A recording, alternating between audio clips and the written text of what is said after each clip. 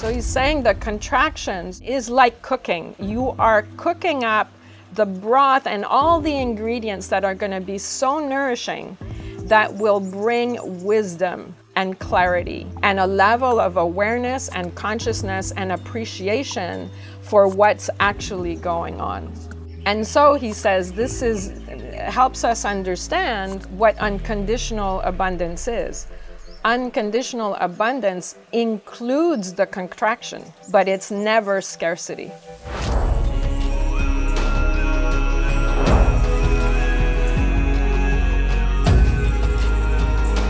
Hello everyone, welcome to Elemental Seasons. I'm Dany Lyne, I'm an intuitive, and for the last 20 years I've been co-creating wellness and aligned manifestation with folks worldwide, physically, emotionally, mentally, and spiritually.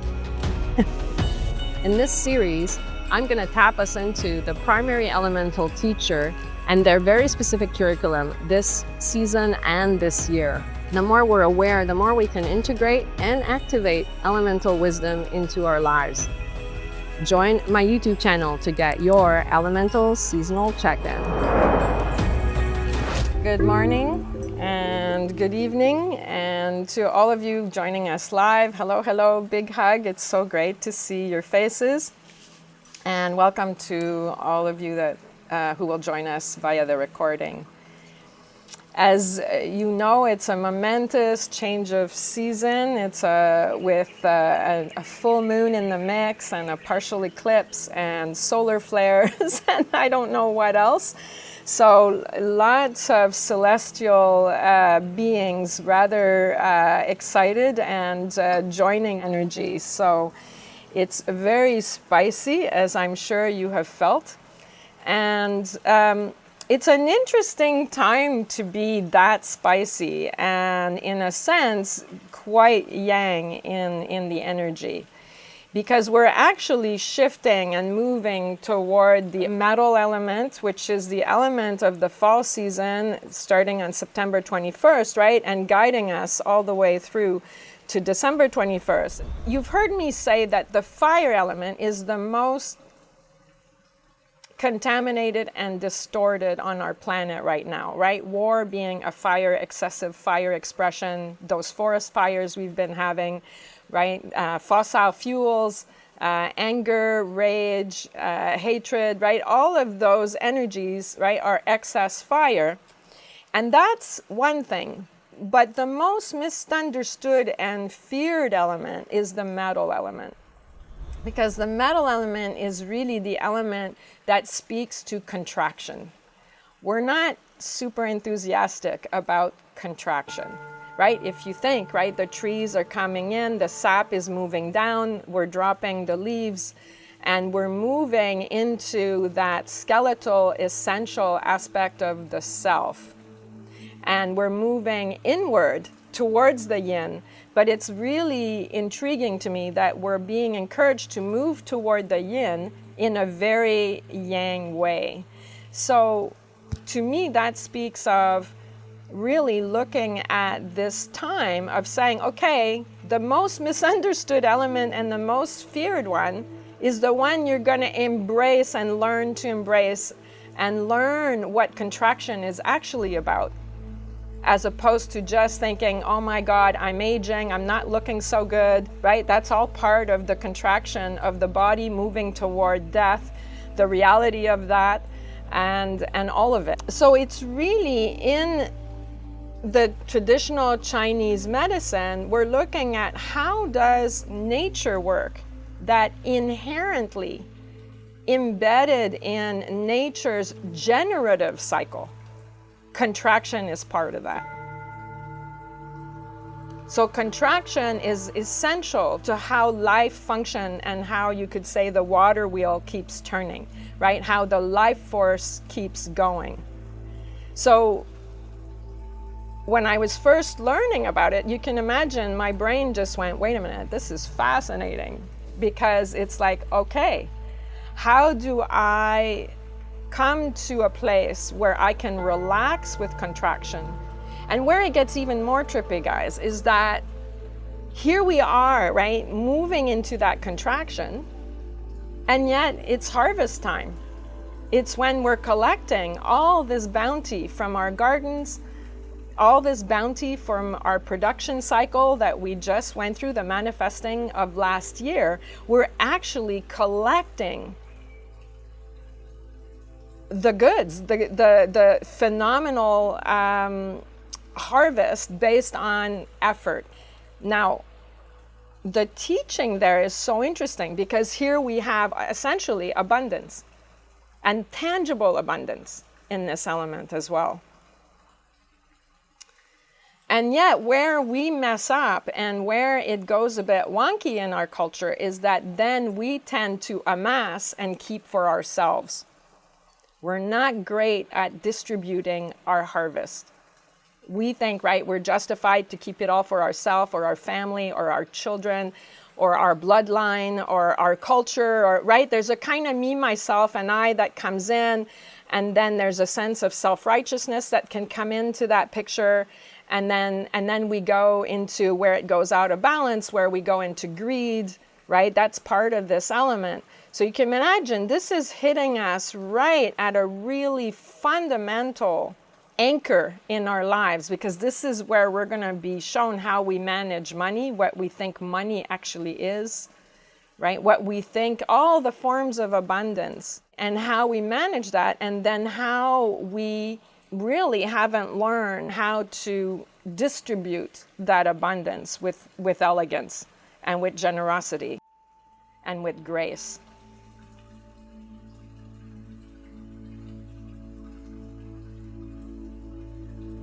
And now I understand why it's Sri Yukteswar who's coming in today. And we haven't had Sri Yukteswar channel for us in quite a while, but now I get it, why it's him, because he's the one who was talking to us about unconditional abundance. The first thing that he's showing me is my morning with the internet. And he said the one thing you had to do was trust that it would all work out. So he said you were living a whole perfectly beautiful moment where we're reminded that the mother of the metal element is the earth element, and the primary highest vibration of the earth element is trust. So he's saying this is really hitting us at a place where when we talk about money, when we talk about our harvest, usually we are stimulated and taken off kilter by fear. Lots and lots of fear. The fear is coming from our lack of understanding and ability to predict how the life force will address the issue, whatever issue you're having. Links in with scarcity, with lack, with things are not working, things are collapsing, or whatever it is. So the fear is coming from lack of knowing how it's going to be resolved. Trust is really when you embrace the fact that it's okay not to know how it will be resolved, but to trust that there is some way in which things will flow. And he's saying that in our ego construction of our mind and our limited wisdom, we cannot begin to imagine the millions and millions of options and resources that the life force has to bring in that energy so that the knots in the system untangle, and even untangle in the space of an hour and a half or whatever it is for the situation that you're in.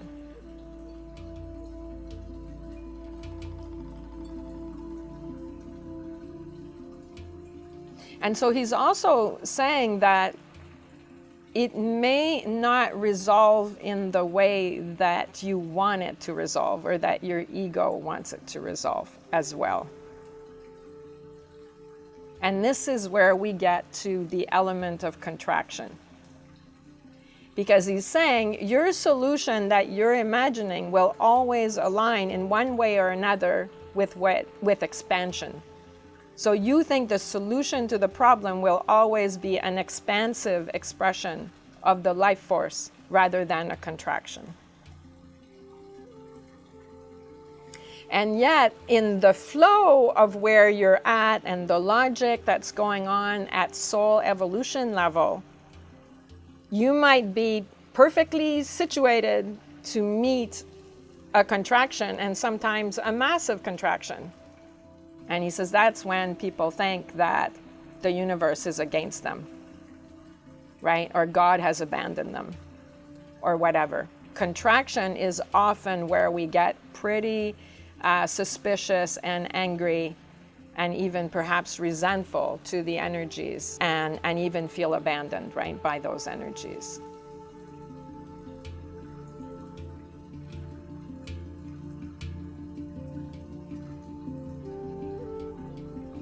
So he's saying that contractions is like cooking. You are cooking up the broth and all the ingredients that are going to be so nourishing that will bring wisdom and clarity and a level of awareness and consciousness and appreciation for what's actually going on.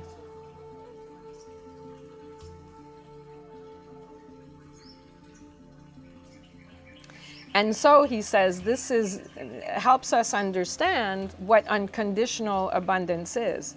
Unconditional abundance includes the contraction, but it's never scarcity.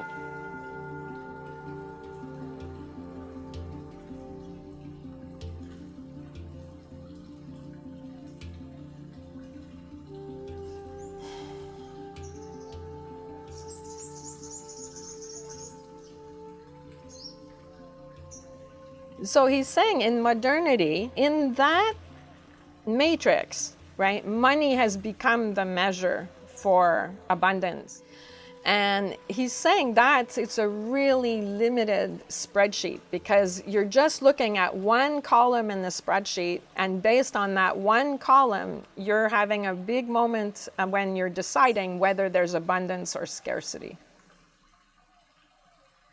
And so what we've lost, he's saying, especially in the urbanization of the world, we've lost that connection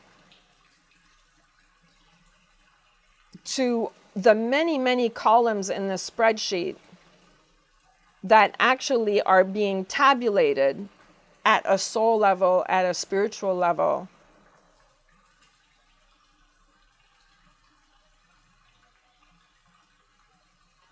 And so he's saying that our distance from nature and from being observant of nature and leaning into nature and being integrated into nature, that we've lost that wisdom.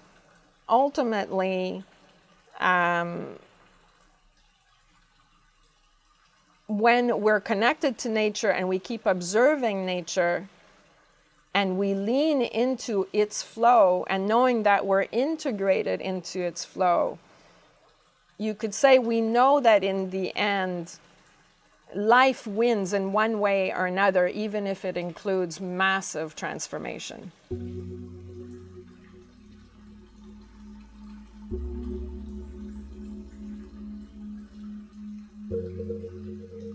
And there it gets a bit complicated, because in a sense we can say that he's reminding us that ultimately even death as a contraction isn't final, that the soul continues in another form. And so he's saying even death is a contraction that regenerates life.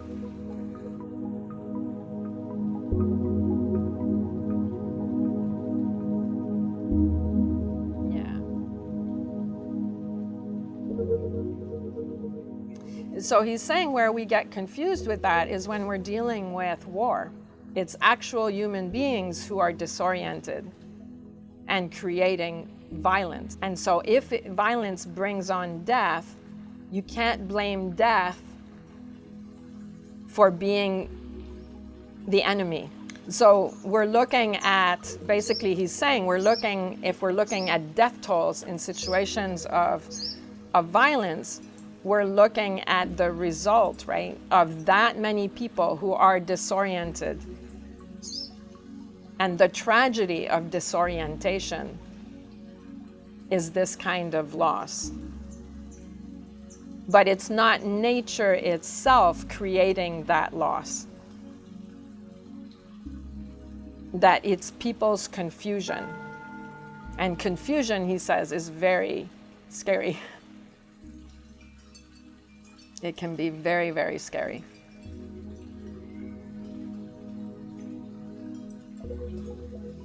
So when you're coming back to trust, he's saying, what you're ultimately trusting in and connecting to in that trust is the fundamental principle of life itself, of the life force, which inherently is regenerative.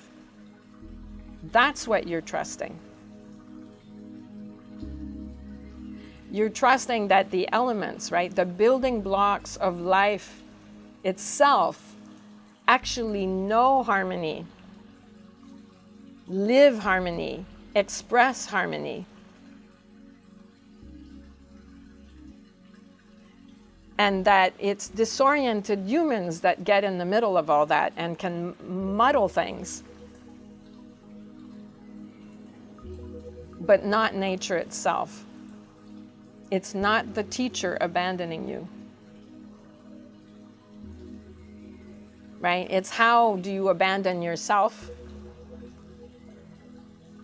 How confused are you? How disoriented are you? And how confused or disoriented are some of the people on the planet?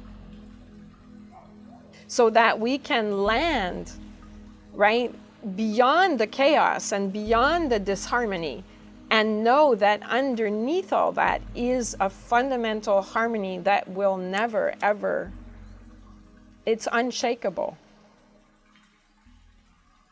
Because that harmony, when the five elements are in harmony, you're touching the eternal. You're touching what is eternal, and you're touching also, you could say, I mean, when you're in ego, you think you're separate from it, but you're touching ultimately that big thing that's out there supporting you, but you're touching that part of you that is that thing that is supporting you, right? The guru within, that part of you, inside of you, deep, deep, deep in the heart of hearts, who is connected to this harmony, is that harmony itself, is that energy itself.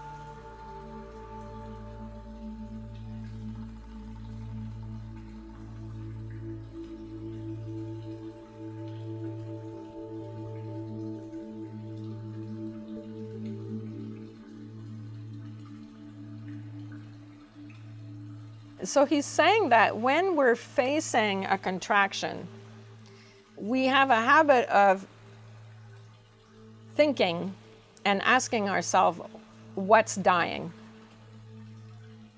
Right? What is reducing and what is dying? And, and then it's a bit tragic how we define it. And he says, really, when you look at a contraction, the question is, what is birthing? Because we're learning that the contraction, and we're moving toward the water element, is fundamentally the womb. The fall is the time of transition between the external and moving deeper down into, so that we can settle into the womb for the winter season, and so that we can come back at the manifestation level in the spring with the wood element. So if we know we're moving toward the womb, then we know we're moving toward a pregnancy of sorts and a birthing at some point, which might not be on your day timer perfectly scheduled, and might take longer than you think, and all of that. But if you've ever been pregnant, boy, can it be long, right, sometimes. Whereas if we lean into what's birthing, I think we all agree that it's pretty magical that we, right, just get pregnant and that babies grow in the womb and then they come out, oh my God, in one way or another. And the magic of that. And who can explain it, really? And then how that little being becomes a soul and is a consciousness. When the soul comes in from infinity, it is contracting into a skin suit, a very specific skin suit in the womb. And yet what will emerge out of that is the expansiveness of what that life journey is, which will then go through the process of contracting again, right, through the death process, to expand again in the infinite space, and again come back through another skin suit, through a contraction, and on and on. Understand that the contraction is a pregnancy. You're moving toward pregnancy. So we're also basically trusting the how the life force functions. And this moving toward the pregnancy in the contraction of fall, moving into the womb of the winter and the water when we're literally pregnant, into the birthing that happens in the spring. For some reason, that takes time, and there's a logic as to how that happens in this earth plane. And what we could call delay in our ego brain is that we need to lean in and observe how these things work and see how the life force is operating, and be curious and trust what is happening. And then what you're doing is you're making sure that you're staying connected to the energy of the life force through your practices, through the meditation, the Qigong, the Tai Chi, all the stuff, the yoga, the walks in the woods, the crystals, the long salt baths, all of it, the stuff that we do to remember. And to remember who we are. And to remember who we are fully integrated in the fabric of life itself, which ultimately is living you, contractions and all, aging and all, illness and all, loss of jobs and all that stuff. It's still life. Even in death, it's still life. The life force is still living. It's living through that cycle. Contractions are not, essentially a loss of abundance, and they're definitely not scarcity. It's unconditional abundance expressing through its many different cycles. So he's saying sometimes contraction will express itself as the frying pan over the head moment, meaning, right, there's something you're trying to figure out and you're not figuring it out. So, at first it's a gentle tap on the shoulder, then it's a nudge. Eventually, right, you get the frying pan over the head to gain that clarity. The contraction has to get stronger and stronger so that it gets your attention and that you embrace the possibility of change, of growth, of healing, of expansion at your soul level in terms of wisdom and understanding, so that you can shift how you engage in the world. The thing about all this is that we do have blind spots, right? So we are, and the blind spots are all levels of confusion, right, and disorientation that we might have been carrying on, and what some people call karma as well, right? All those levels of densities. Some of these levels of confusion are pretty, are tight, and to unwind those knots can take quite a bit of explosive energy to get past this blind spot. He says this is exactly what's happening right now. is that we are being given an opportunity to untie some of these pesky knots that we've been tripping over for a long time.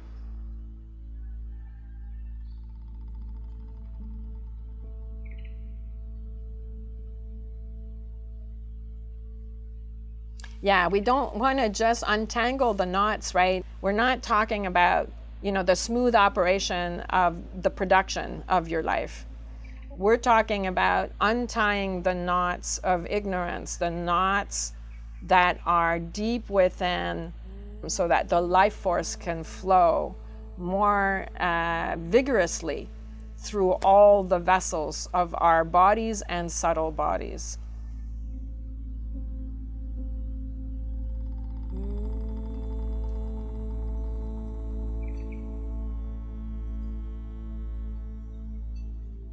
So this is a wonderful time to practice any breathing practice that you have, any pranayama that you've learned, any breathing workshops you've ever done. This is the time to go back to those practices.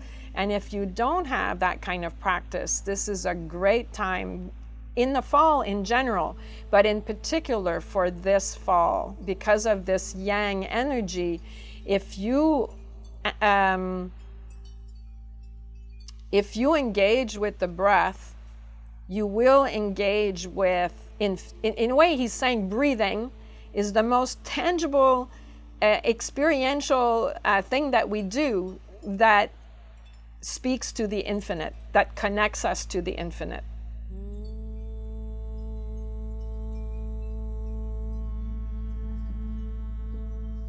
Right? The breath that is immaterial in the air, that comes in through your being and yet has the capacity to regulate your nervous system, but also to regulate and clear the pipes of your spiritual organism. And he's saying that's the key.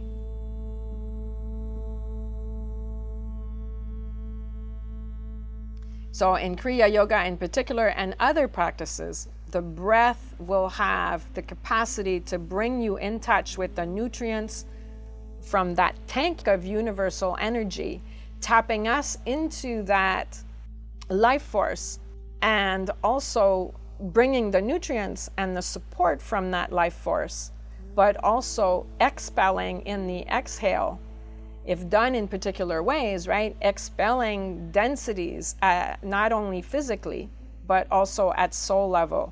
The capacity to clear out trauma, but the capacity also to clear out karma.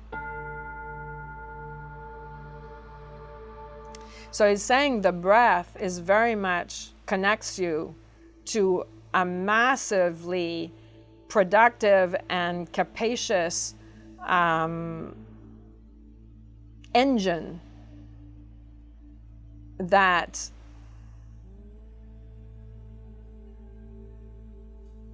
taps you into a level of energy you can't even fathom, and a power of cleansing, which then connects to your colon, of cleansing spiritually, mentally, emotionally, and physically, to expel as well, not just through the exhale, but through the king and queen of the yang organs, right, in the body, the hollow organs, the colon.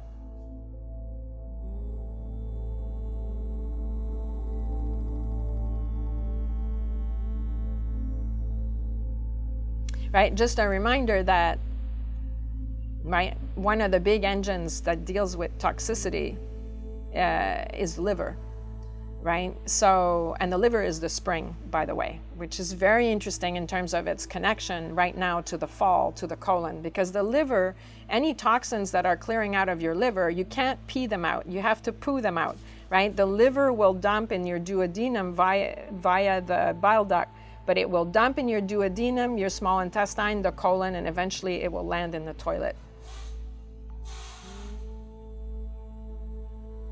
And when you think the spring, right, the rebirth and the expression of self is the liver, can you imagine if you start setting yourself up right now to clear out your pipes, you're also laying in the ground, right, for your liver to be good and ready in the spring for rebirth.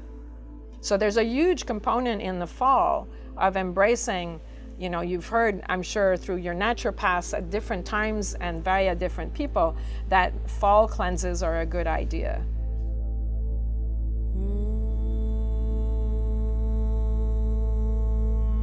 Right, many fall diets in the part of the world that you're in will also focus on reducing inflammation and acidity in your system, for instance, and alkalinizing your system, because so many of the beautiful vegetables that are the late fall vegetables, right, the fall vegetables, are are very powerful in terms of alkalinizing your body.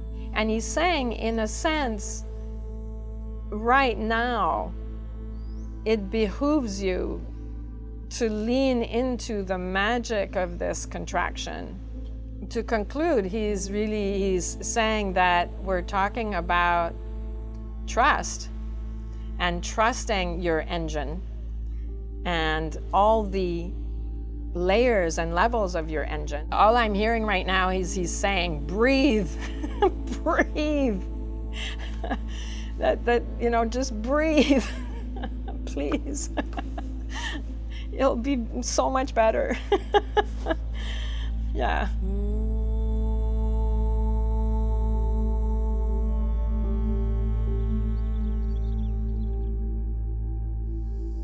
So with unconditional love for you all, he's saying thank you, namaste. Yeah, and so am I. Thank you.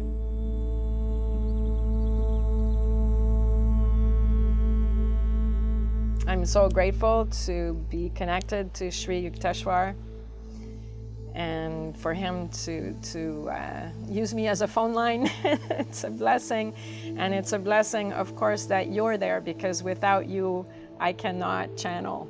If there are no ears there other than mine, it's called meditation. It's not channeling. So thank you for being at the other end of the phone and for, in fact, creating the phone line in the first place.